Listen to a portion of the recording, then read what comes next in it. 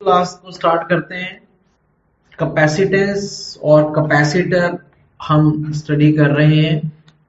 तो मैंने आपको बताया था कि कैपेसिटर एक डिवाइस को कहते हैं जो चार्ज को स्टोर करके रखता है और जितना उसकी कैपेसिटी होती है उस वैल्यू को हम जिस नाम से मेजर करते हैं वो कैपेसिटेंस कहलाती है। मैंने आपको डिफरेंट डिफरेंट फार्मूले बताए थे अलग अलग कैपेसिटर के, जैसे स्फेरिकल कैपेसिटर का बताया था, ठीक है। सिलेंडर इसका पैरेलल प्लेट कैपेसिटर का बताया था, राइट। फिर हमने अलग अलग केसेस किए थे कि capacitance with conducting slab, capacitance with dielectric slab. आज मैंने सबसे पहले आपको बताना है, इसकी डेरिवेशन ऑफ कोर्स में नहीं है, energy stored in a capacitor. ये डेरिवेशन सिलेबस में नहीं है, बस फार्मूले हैं। तो energy stored in a capacitor, अब किसी भी कैपेसिटर को हम किससे चार्ज करते हैं? एक बैटरी की मदद से। तो लेटर से ये एक बैटरी है जिसकी मदद से हम एक पैरेलल प्लेट कैपेसिटर की दो प्लेट्स को चार्ज करेंगे। चार्ज करने का मतलब कि जब हम इसका की को प्रेस करेंगे तो की के प्रेस होने से जो बैटरी है वो एक प्लेट को पॉजिटिवली चार्ज कर देगी और दूसरी प्लेट को नेगेटिवली चार्ज कर देगी, ठीक है। जिसके कारण एक प्लेट मान लो वी नोड वोल्ट पे आ जाती है और एक प्लेट 0 वोल्ट पे रहती है। नेगेटिव को हमेशा हम 0 वोल्ट ही लेते हैं, इसको हम अर्थिंग भी कर सकते हैं, ठीक है। तो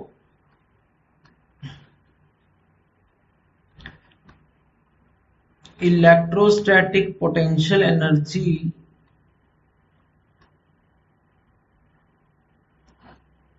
stored in a capacitor, किसी भी कैपेसिटर में जो एनर्जी स्टोर हो जाती है उसके तीन फार्मूले होते हैं। आप तीनों में से कोई भी यूज कर सकते हो।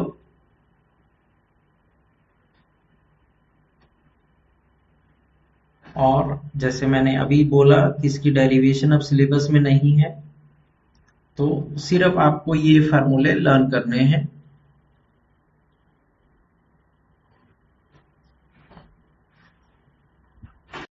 तो इस फार्मूले में सी कैपेसिटेंस प्लेट दिखा रहा है, Q node is the maximum charge on a plate, on any plate, क्योंकि दोनों प्लेट पे इक्वल एंड ऑपोजिट चार्ज होता है। पॉजिटिव प्लेट पे plus Q node, negative plate पे नेगेटिव क्यू नोड।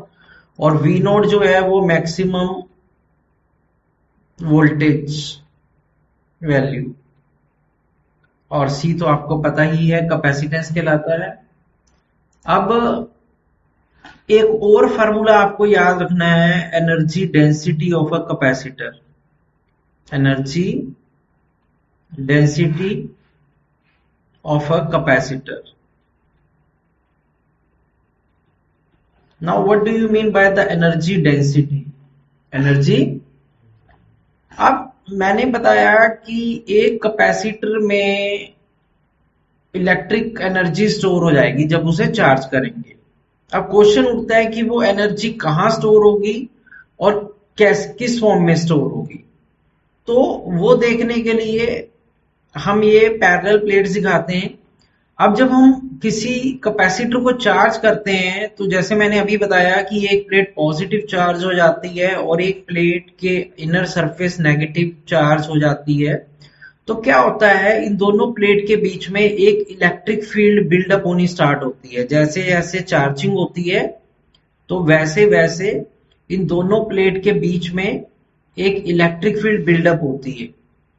तो जो पोटेंशियल एनर्जी स्टोर होती है वो इसी इलेक्ट्रिक फील्ड एनर्जी की फॉर्म में ही स्टोर होती है। तो मान लेते हैं ये distance between two plate D है और capital A area of each plate है। तो एनर्जी डेंसिटी को कैसे डिफाइन किया गया है? Energy density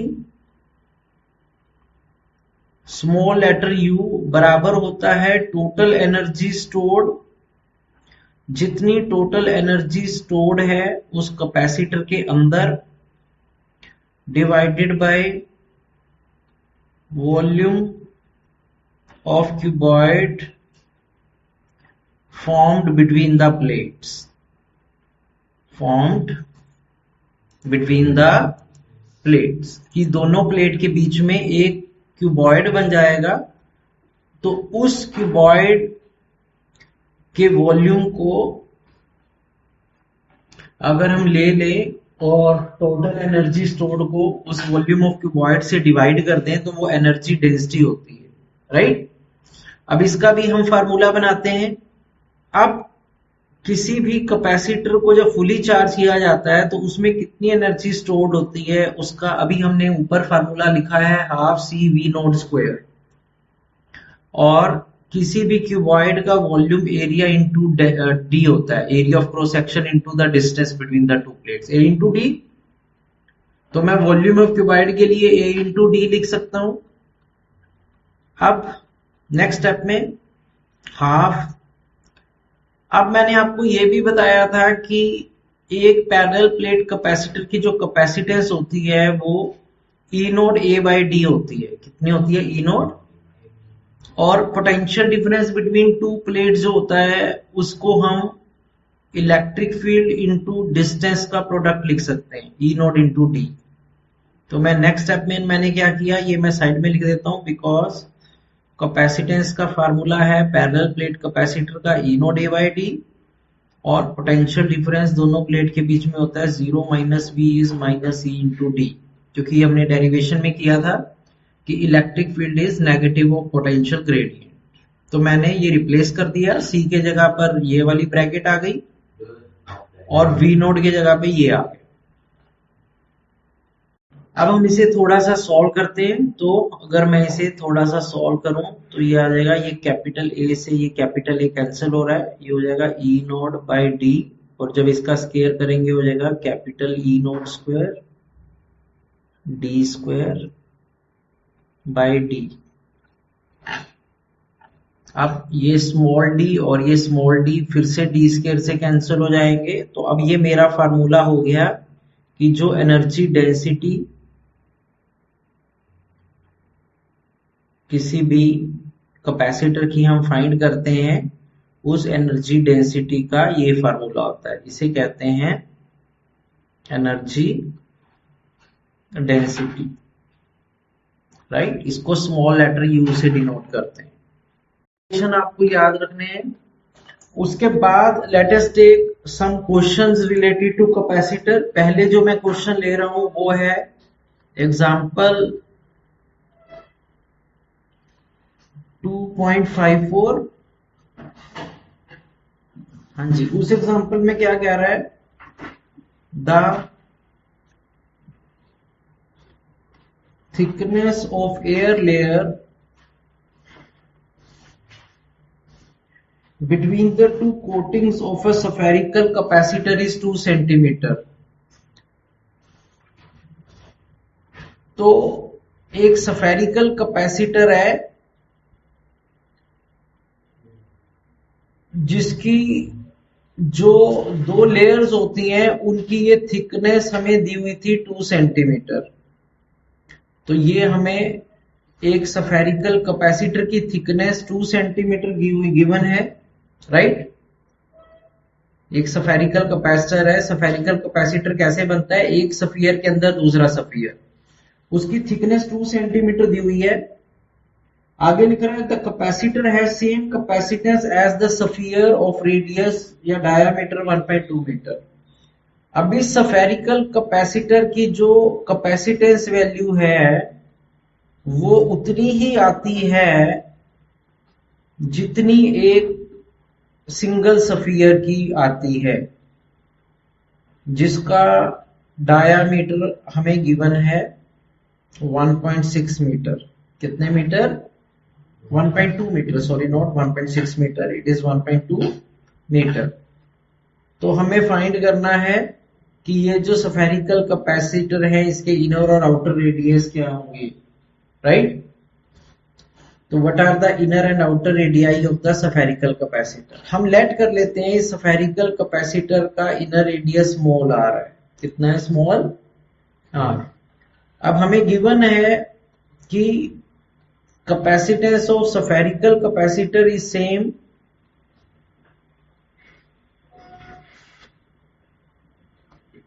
as capacitance of single sphere, ये गिवन है। अब किसी भी स्फेरिकल कैपेसिटेंस का जो फार्मूला होता है वो होता है 4 pi E naught capital R small R over capital R minus small R, और किसी भी सिंगल स्फीयर का होता है 4 pi E naught into R dash. मैंने उसको जान के आर डैश कह दिया है ताकि ये आप कटिंग ना कर दो, राइट। ये मैंने फार्मूले लगा दिए। आप 4 पाई ई नोट से पूरा 4 पाई ई नोट कट रहा है। अब आप थोड़ा सा दिमाग लगाओ कि ये जो स्फेरिकल कैपेसिटर आपका है उसका आउटर रेडियस कितना हो जाएगा। अगर हमने इनर रेडियस को आर लिया है और थिकनेस 2 दिया है तो आउटर रेडियस आर प्लस 2 हो जाएगा। कितना हो जाएगा? R plus 2 centimetre. और इनर रेडियस तो आर ही लिया है तो R plus 2 by into R over R minus R जो हो जाएगा वो 2 सेंटीमीटर हो जाएगा। कितना हो जाएगा? 2 सेंटीमीटर। तो ये हमने वैल्यू पुट कर दी लेफ्ट साइड में। कैपिटल आर हो गया small R plus 2, inner radius में थिकनेस ऐड हो गई, इनर रेडियस आर था और capital R minus small R thickness ही होगा 2 centimetre is equal to R dash. अब सिंगल स्फीयर का डायामीटर 1.2 है तो रेडियस 0.6 मीटर हो गया। कितना हो गया? पॉइंट। उसके मैं सेंटीमीटर बना लेता हूं क्योंकि मैंने लेफ्ट साइड में सेंटीमीटर ही रखा था यूनिट, तो इसलिए मुझे राइट साइड भी सेंटीमीटर रखना है, तो मैं उसे 100 से इंटू कर देता हूं। अब हम इसे सॉल्व कर लेते हैं। ये ब्रैकेट ओपन कर दो, ये हो जाएगा R square plus 2r is equal to, ये 2 क्रॉस मल्टीप्लाई हो जाएगा 2 इंटू 60। तो यहां से ये स्मॉल आर स्क्वायर में क्वाड्रेटिक इक्वेशन बन जाएगी are square plus 2r minus 120 0। अब ये क्वाड्रेटिक इक्वेशन बन गई।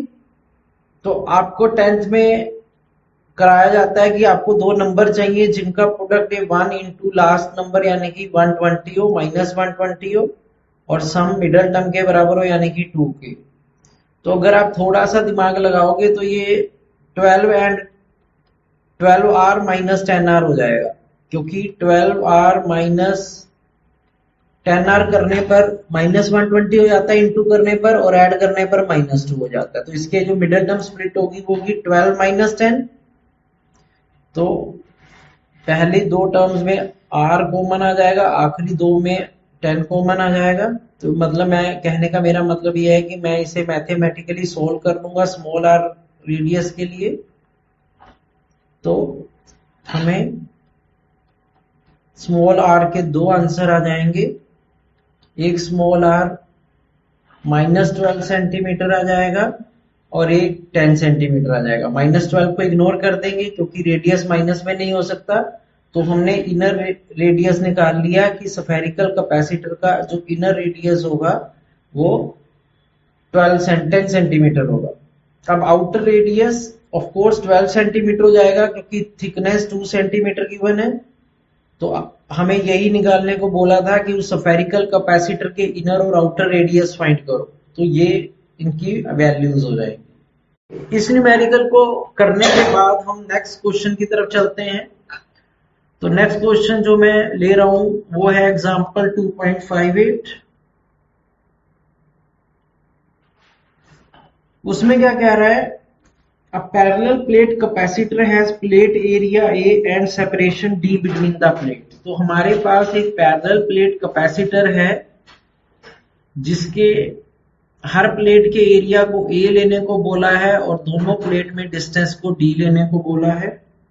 The capacitor is connected to a battery of V EMF V volt. हमने इसको एक बैटरी से कनेक्ट कर दिया जिसकी बैटरी वोल्टेज V वोल्ट थी। तो हमसे ये सिंपल सा वैल्यू देकर कुछ पूछ रहा है। जैसे फर्स्ट पार्ट में पूछ रहा है find the charge on the capacitor. तो हम एक एक पार्ट करते हैं। तो फर्स्ट पार्ट में पूछ रहा है find the charge on the capacitor.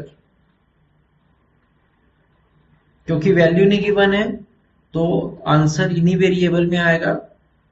Charge on any plate, अब हमने एक फार्मूला पढ़ा हुआ है कि जब भी एक कैपेसिटर को चार्ज करते हैं तो किसी भी एक चार्ज पे जो प्लेट पे चार्ज आ जाता है वो क्यू भी होता है। कितना होता है? क्यू इज इक्वल टू, और हमें ये भी पता है कि एक parallel plate capacitance with air gap की जो कैपेसिटेंस वैल्यू होती है वो E naught A by D होता है, E node.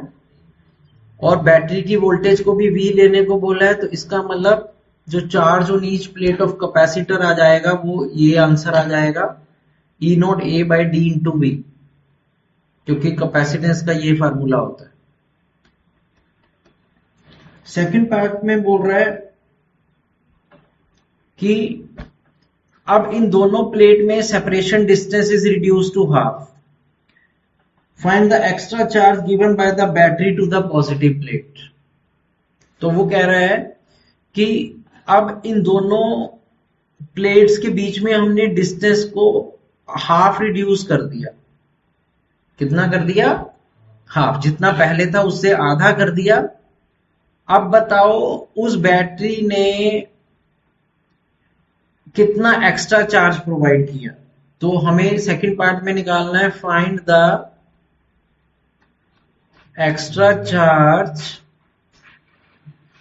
provided by the battery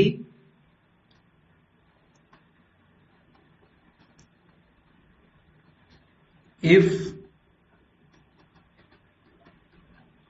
plate separation is reduced to half. Plate separation is reduced to half, right? Clear है?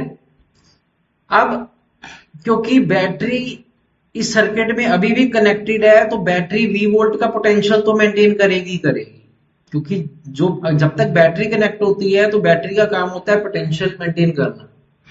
अब distance half करने से क्या हो जाएगा? कैपेसिटेंस वैल्यू चेंज हो जाएगी। क्या कौन सी वैल्यू चेंज हो जाएगी? तो हम इसकी न्यू कैपेसिटेंस वैल्यू निकालेंगे, new capacitance value, C dash कह देते हैं उसे। अब फार्मूला वही यूज करेंगे, ई नोड ए बाई डी, लेकिन एज पर गिवन क्वेश्चन अब डिस्टेंस आधा रह गया तो हम डी को डी बाई टू ले लेंगे। डी को क्या ले लेंगे? डी बाई टू, क्योंकि लिखा हुआ है ना कि प्लेट के बीच में सेपरेशन डिस्टेंस हाफ रह गया, डी बाई टू हो गया। तो ये टू ऊपर चला जाएगा, तो इसका मतलब जो न्यू कैपेसिटेंस आ जाएगी वो E naught A by D हो जाएगी, यानी कि टू सी हो जाएगी, यानी कि पहली वैल्यू से डबल हो जाएगी, right? Therefore new charge on any plate of capacitor. अब इसके कारण फिर से हम नया चार्ज निकाल लेते हैं किसी भी एक प्लेट पर, वही फार्मूले से, Q dash is equal to C dash into V। V वही रहेगा क्योंकि बैटरी अभी भी कनेक्टेड है, ठीक है? तो बैटरी उतना ही पोटेंशियल डिफरेंस लगा के रखेगी। तो Q डैश, हाँ जी, C डैश हो गया 2C और V, और C किसके बराबर होता है? E node A by D into V। तो ये हमने न्यू चार्ज भी निकाल लिया। अब हमसे पूछा था extra charge given bye battery, extra charge given और प्रोवाइडेड बाय बैटरी। अब थोड़ा सा अगर हम अपना दिमाग लगा लें कि एक्स्ट्रा चार्ज बैटरी ने कितना दिया, वो होगा new charge minus original charge, new charge minus. अब न्यू चार्ज हमारा आया 2 E naught A by D into V, और ओरिजिनल चार्ज था E naught A by D into V. तो अगर हम इनका डिफरेंस ले लें तो 2 माइनस 1 1 ही हो जाता है। तो इसका मतलब जो एक्स्ट्रा चार्ज बैटरी प्रोवाइड करेगी वो इतना करेगी।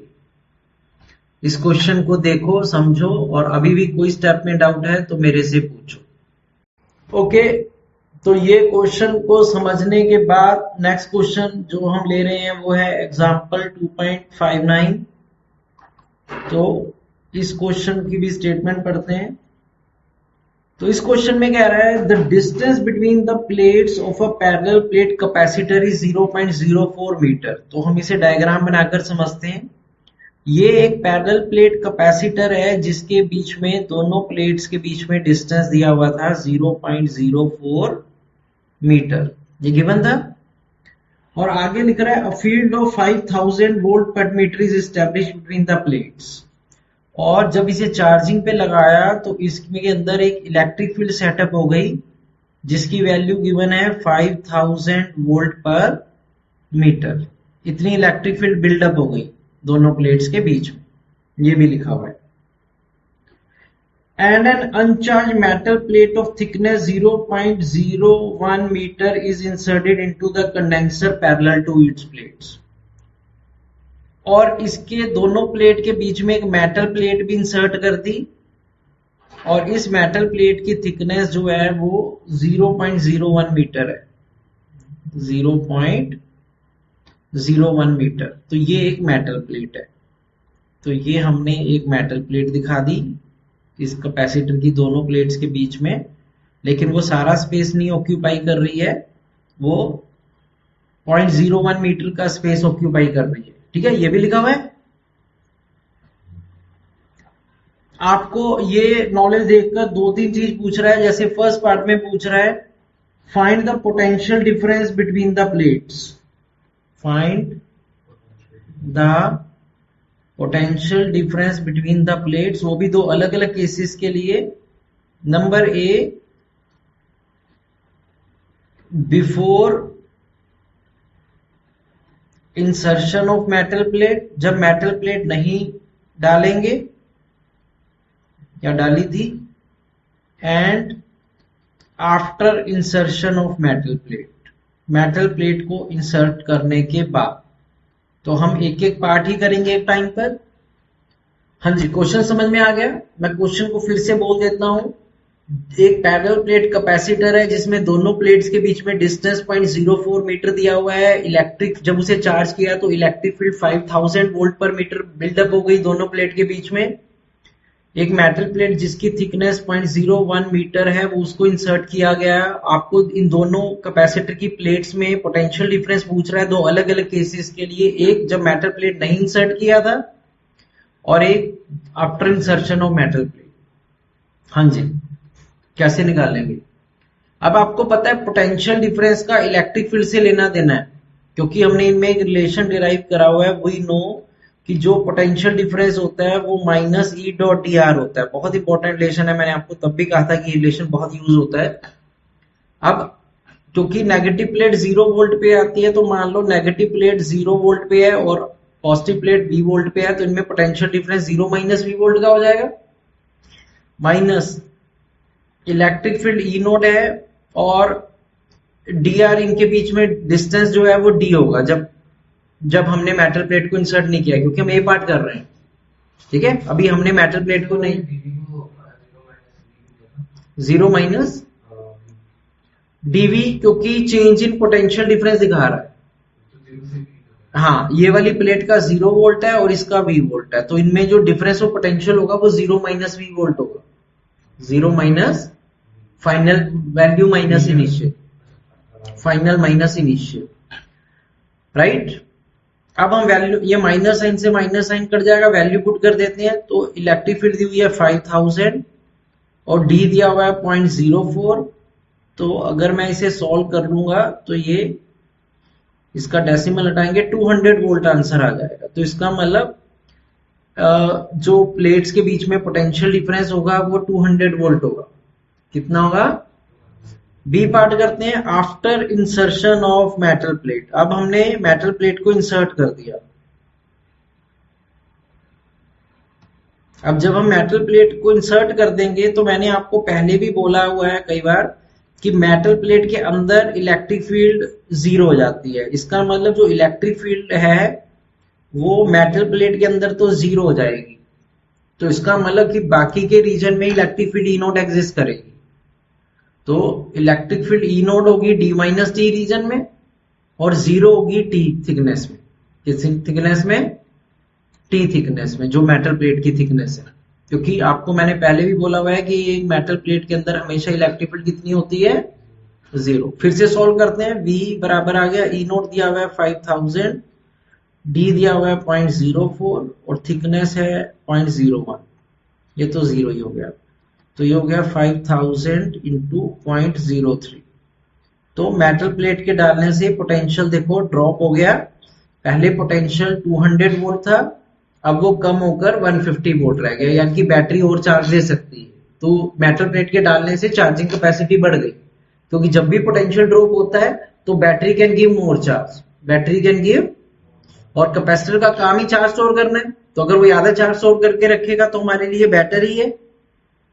ओके, इसको समझने के बाद हम इसका सेकंड पार्ट पे चलते हैं। सेकंड पार्ट में बोल रहा था कि हमें फिर से पोटेंशियल डिफरेंस निकालना है, लेकिन अब हमने एक डाइलेक्ट्रिक मटेरियल इंसर्ट किया है। तो मान लो हम इन दोनों प्लेट के बीच में एक डाइलेक्ट्रिक मटेरियल इंसर्ट कर देते हैं जिसकी डाइलेक्ट्रिक कांस्टेंट वैल्यू 2 है। तो हमारा मेटल प्लेट नहीं है, हमारा एक डाइलेक्ट्रिक मटेरियल है। डाइलेक्ट्रिक मटेरियल मेटल मटेरियल से डिफरेंट होते हैं। मेटल जैसे कॉपर गोल्ड सिल्वर हो गया, और डाइलेक्ट्रिक मटेरियल जैसे ग्लास पेपर माइका हो गया। ठीक है, तो अब कह रहा है कि बताओ कितना पोटेंशियल डिफरेंस होगा अगर एक डाइलेक्ट्रिक मटेरियल इसमें इंसर्ट कर दें। ठीक है, सेम थिकनेस की जितनी पहले थी। ठीक है, अब हम इस क्वेश्चन को कैसे करेंगे? ठीक है, नहीं, चार्ज स्टोर करने का काम कैपेसिटर का है। ठीक है, डाइलेक्ट्रिक मटेरियल है, मेटल प्लेट का काम चार्ज स्टोर करना नहीं। हाँ जी, तो क्वेश्चन समझ में आ गया? बोलो। अब कह रहा है कि अगर हम इसके अंदर एक डाइलेक्ट्रिक कांस्टेंट 2 वैल्यू का एक डाइलेक्ट्रिक मटेरियल इंसर्ट कर देते, तो बताओ उसके अंदर उन दोनों प्लेट में पोटेंशियल डिफरेंस कितना हो जाता? पोटेंशियल डिफरेंस कितना हो जाता? अब देखो, हमने क्योंकि बैटरी को मतलब एक्स्ट्रा चार्ज नहीं दिया, कोई बैटरी नहीं कनेक्टेड नहीं है, since charge on plates will remain same. अब दोनों प्लेट पे चार्ज बराबर ही रहेगा, जितना पहला था उतना न्यू रहेगा। तो Q dash is equal to Q, Q dash is equal to Q। अब Q डैश न्यू चार्ज हो जाता है C dash new capacitance into new potential difference, और पुराना चार्ज होगा Q is equal to CV, Q is equal to CV। C dash जब हमने dielectric insert कर दिया, अब जब हमने एक डाइलेक्ट्रिक इंसर्ट कर देते हैं तो उसकी कैपेसिटेंस वैल्यू कितनी हो जाती है, उसका हमने ये फार्मूला बनाया था कि कैपेसिटेंस में डाइलेक्ट्रिक स्लैब होती है E naught A over D minus T plus T by K, और पोटेंशियल डिफरेंस न्यू मान लो V डैश ही है। और जब मेटल प्लेट इंसर्ट करते हैं तो उसके बीच में कितनी कैपेसिटेंस थी? ठीक है, E naught A by D minus by D, और तब पोटेंशियल डिफरेंस V था। कितना था? V। तो ये मैंने फार्मूले अप्लाई कर दिए। ये वाला फार्मूला डाइलेक्ट्रिक स्लैब के साथ है, और ये बिना एयर गैप के साथ है, राइट? E नोट A से E नोट A कैंसिल हो जाएगा, V डैश, अब हम वैल्यू पुट कर देते हैं। D हमें दिया हुआ था 0.04, थिकनेस स्लैब की दी हुई थी 0.01, प्लस फिर से थिकनेस 0.01, और K दिया हुआ था 2, इज इक्वल टू पहले पोटेंशियल डिफरेंस आया था 200 वोल्ट, और फिर उन दोनों प्लेट के बीच में डिस्टेंस था 0.04। ये मैंने वैल्यू इसको पुट कर दिया। इसे V डैश के लिए सॉल्व कर लेते हैं, तो V डैश बराबर आ गया 0.03 plus 0.005 is equal to 200 into 100 by 4। ये 4 के टेबल पे 50 चला गया, 5000 हो गया, तो ये हो गया 5000 इंटू 0.035। अगर मैं 5000 को 0.035 से इंटू करूंगा तो ये 175 वोल्ट आ जाएगा। तो ये हमारे सेकंड पार्ट का आंसर हो गया कि अगर हम इसमें एक डाइलेक्ट्रिक स्लैब इंसर्ट कर देते तो उसकी कैपेसिटेंस या पोटेंशियल डिफरेंस बिटवीन प्लेट इतना हो जाता। ठीक है, चार्ज नहीं बढ़ेगा क्योंकि हम बैटरी को नहीं लगा रहे हैं, तो जो चार्ज पहले था वही चार्ज बाद में, क्योंकि बैटरी चार्ज सप्लाई करती है। लेकिन अगर बैटरी नहीं लगी हुई तो इसका जो चार्ज है ना वो बढ़ेगा ना कम होगा, जितना चार्ज पहले था उतना ही बाद में रहेगा। ठीक है, आपने ना उसे चार्ज छीना ना उसे एक्स्ट्रा चार्ज दिया, कैपेसिटेंस वैल्यू बढ़ गई, उसको एक्स्ट्रा चार्ज की जरूरत है, लेकिन क्योंकि बैटरी नहीं जुड़ी है तो उसे एक्स्ट्रा चार्ज कहीं से मिलेगा नहीं। क्लियर है ये न्यूमेरिकल? तो ये सारे न्यूमेरिकल मैंने आपको करवाए कैपेसिटेंस पे। अब ये कराने के बाद फिर मैं आपको थोड़ा थ्योरी का नॉलेज बता रहा हूँ, बहुत इंपॉर्टेंट नॉलेज है, इसको ध्यान से देखना। अब हम दो अलग अलग केसेस लेंगे, राइट?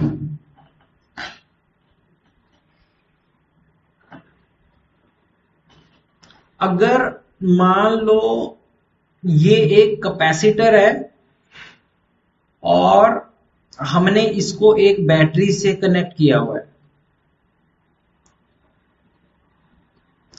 और हम इसे फुली चार्ज कर लेते हैं कैपेसिटर को, और बैटरी अभी भी कनेक्टेड है और हम इसके अंदर एक डाइलेक्ट्रिक स्लैब इंसर्ट कर रहे हैं जिसकी थिकनेस उतनी ही है जितना इन दोनों प्लेट के बीच में गैप है। तो हमारी फर्स्ट फिगर में क्या है? अ fully charged capacitor is connected to battery and a dielectric slab of T is equal to D is inserted between the plates.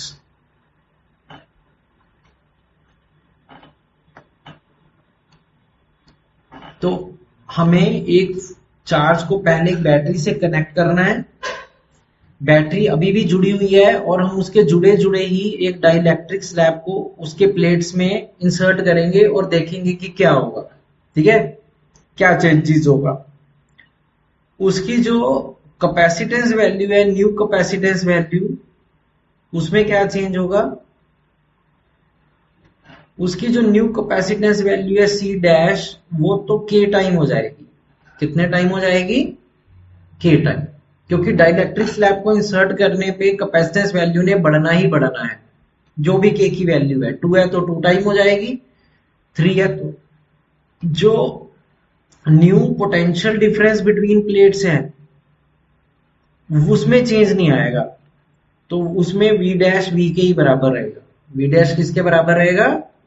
We के। क्यों? क्योंकि पोटेंशियल डिफरेंस मेंटेन करने का काम बैटरी का है, और क्योंकि बैटरी अभी भी जुड़ी हुई है तो वो अपना वी वोल्ट का पोटेंशियल कैपेसिटर पे बना के रखेगी। अगर पोटेंशियल कम होगा तो वो एक्स्ट्रा चार्ज देकर पोटेंशियल को फिर से रेज कर देगा, लेकिन जो न्यू पोटेंशियल डिफरेंस है वो वही होगा जो पहले वाला था। क्लियर है? क्योंकि बैटरी का काम है पोटेंशियल को रेज करना। कैसे पोटेंशियल को रेज करना? चार्ज देकर। क्या देकर? अगर पोटेंशियल में ड्रॉप होगा तो वो एक्स्ट्रा चार्ज देकर पोटेंशियल को रेज कर देगा। ठीक है, जैसे आपके पास एक बड़ा टैंक भरा हुआ है पानी का और आपके पास एक छोटा घर में घड़ा है। अब जैसे जैसे आप पानी यूज करोगे आपका घड़े का पानी कम होगा, लेकिन मान लो हमने उसको पाइप के थ्रू बिग टैंक से जोड़ा हुआ है, तो जितना आप पानी कंज्यूम करोगे उतना एक्स्ट्रा पानी बड़े टैंक से आपके बर्तन में आ जाएगा। तो आपका तो जो घड़ा है या जो बर्तन है वो हमेशा भरा ही रहेगा, क्योंकि जितना हम पानी यूज करेंगे उतना पानी ऊपर वाली टंकी से आ जाता है। राइट? ये बोर्ड एग्जाम से बहुत इंपॉर्टेंट है पॉइंट। तो क्लियर है ये? अब न्यू चार्ज कितना हो जाएगा? न्यू चार्ज, अब क्योंकि कैपेसिटेंस के टाइम हो गई तो न्यू चार्ज भी के टाइम हो गया। कितने टाइम हो गया? क्योंकि Q charge C into V का प्रोडक्ट होता है। किसका प्रोडक्ट होता है? सी इंटू वी का। अब वी में तो चेंज नहीं हुआ, तो अगर सी के टाइम होगा तो चार्ज भी के टाइम हो जाएगा। एनर्जी स्टोर्ड में क्या चेंज होगा? Energy stored you dash, energy वो भी के टाइम बढ़ जाएगी। कितने टाइम बढ़ जाएगी? के टाइम। ठीक है। तो और इलेक्ट्रिक फील्ड में भी कोई चेंज नहीं होगा। तो new electric field E dash भी ई के ही बराबर है। तो ये सारे पॉइंट आपको याद करने हैं कि अगर हम एक फुली चार्ज कैपेसिटर को बैटरी से जोड़े रखें और फिर उसमें एक डाइलेक्ट्रिक स्लैब इंसर्ट करें तो उसकी वैल्यूज में क्या चेंज होगा। आप देख रहे हो कैपेसिटेंस के टाइम बढ़ गई, पोटेंशियल में नो चेंज हुआ, इलेक्ट्रिक फील्ड में भी नो चेंज हुआ, बाकी दोनों वैल्यू में के टाइम बढ़ गया, चार्ज भी के टाइम हो गया और एनर्जी स्टोर्ड भी। ये केस 1 है। अब मैं केस 2 लिखवा रहा हूं। अब केस 2 में हम क्या करेंगे, हम उस कैपेसिटर को पहले फुली चार्ज कर लेंगे फिर बैटरी को डिस्कनेक्ट कर देंगे। तो ये हमने फिगर के थ्रू दिखाया है कि एक कैपेसिटर को हमने फुली चार्ज कर लिया और फिर उसको बैटरी से डिस्कनेक्ट कर दिया। तो ये मैंने वायर को तोड़ दिया, बैटरी से डिस्कनेक्ट कर दिया और अब उसमें डाइलेक्ट्रिक स्लैब इंसर्ट कर रहे हैं। क्या इंसर्ट कर रहे हैं? Dielectric slab. A fully charged capacitor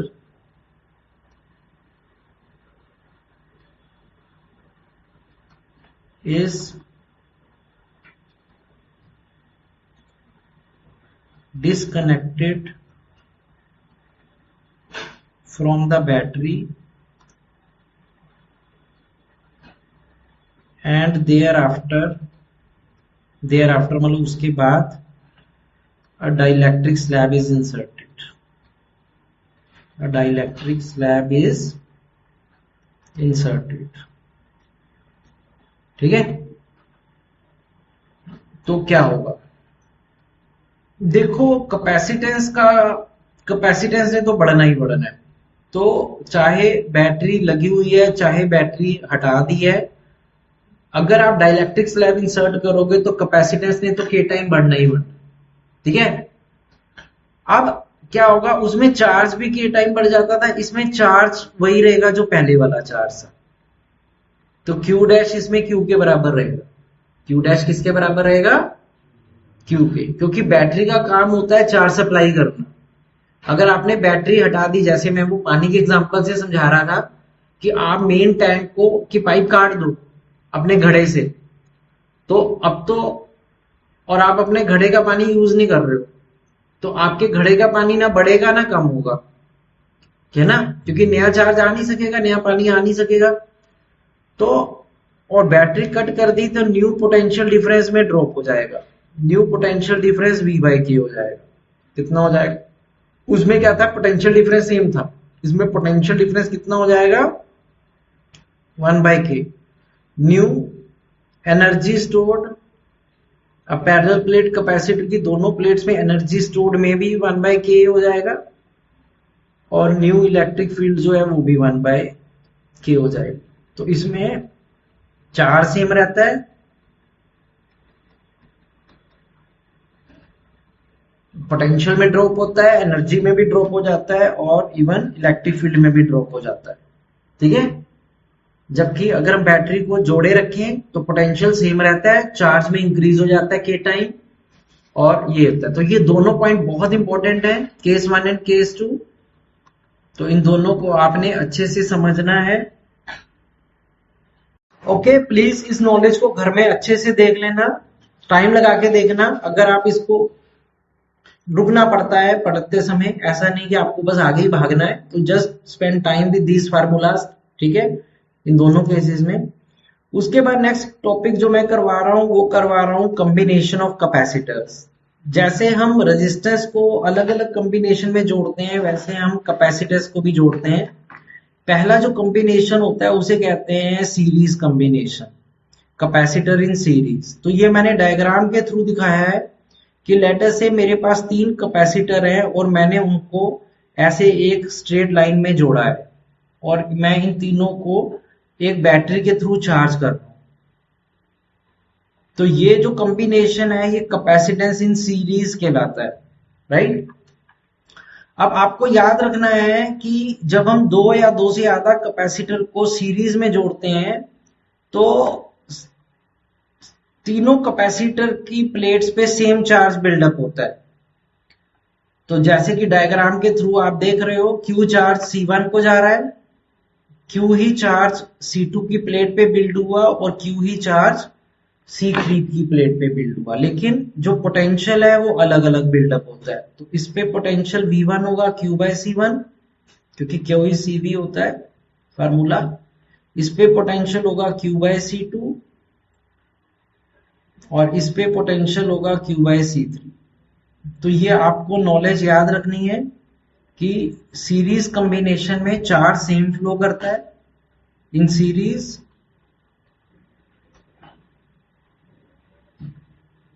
charge on each capacitor of same value रहता है, दैट इज Q। लेकिन potential difference between the plates of each capacitor is different. Each capacitor is different. वो different value का आता है, ठीक है।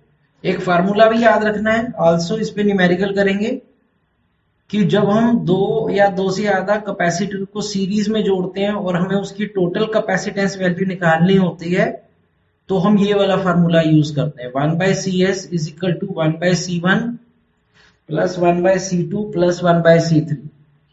यानी कि हम उनकी सीरीज की कैपेसिटेंस वैल्यू निकालने के लिए हम उनके रेसिप्रोकली ऐड करते हैं। इस कॉम्बिनेशन को सीरीज कॉम्बिनेशन कहते हैं। क्या कहते हैं? Series combination. तो आपको समझ में आ गया सीरीज कॉम्बिनेशन में क्या होता है?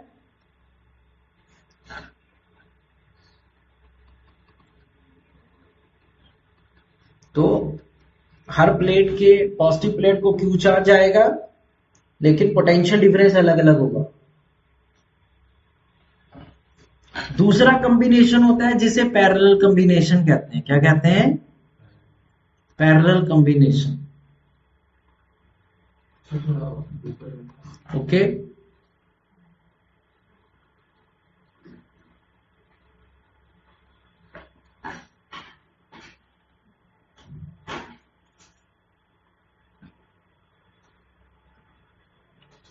पैरेलल कॉम्बिनेशन में क्या होता है इसको भी हम थ्रू डायग्राम बनाकर देखेंगे।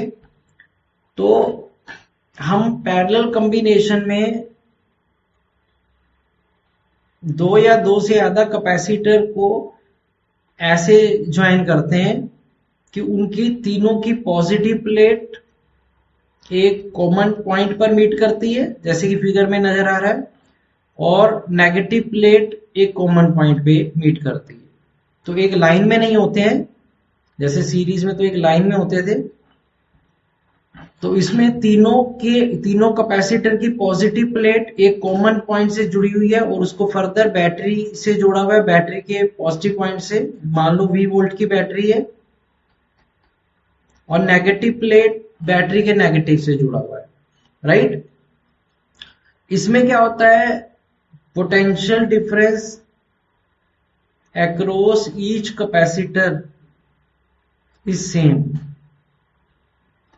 पोटेंशियल डिफरेंस सेम रहता है, that is V1 is equal to V2 is equal to V3 is equal to V, battery voltage. अगर वो डायरेक्टली बैटरी से जुड़े हुए हैं तो वो बैटरी वोल्टेज के बराबर हो जाएगा। जैसे मान लो 5 वोल्ट की बैटरी है, ठीक है, तो तीनों कैपेसिटर को 5 वोल्ट मिलेगा। कितना वोल्ट मिलेगा? 5 वोल्ट। बट चार्ज डिवाइड हो जाता है। However charge gets divided.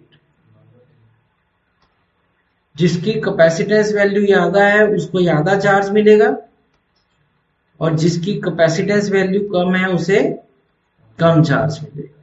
तो ये उल्टा हो गया। उसमें क्या था? चार्ज सेम रहता था, पोटेंशियल डिवाइड होता था।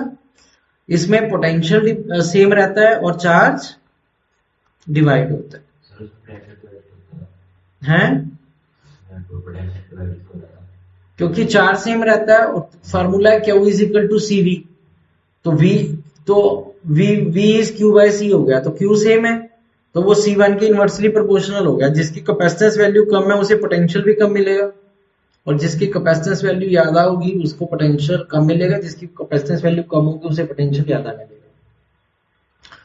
और इसमें हम पैरेलल कॉम्बिनेशन में अगर हमें इक्विवेलेंट कैपेसिटेंस निकालनी है तो हम फार्मूला यूज करते हैं Cp is equal to C1 plus C2 plus C3, मतलब सिंपल कैपेसिटेंस वैल्यू को ऐड कर देते हैं, कैपेसिटेंस को ऐड कर देते हैं, तो इसे कहते हैं सीरीज पैरेलल कॉम्बिनेशन, राइट। इसके न्यूमेरिकल हम नेक्स्ट क्लास में करेंगे। आज के लिए मैं इतना ही कर रहा हूं क्लास में, तो प्लीज इसको आप इनको गो थ्रू हो जाना और इसको अच्छे से पढ़ना, फिर हम बाकी का नेक्स्ट क्लास में करेंगे। That's it for today class, will meet in the next class. Thank you.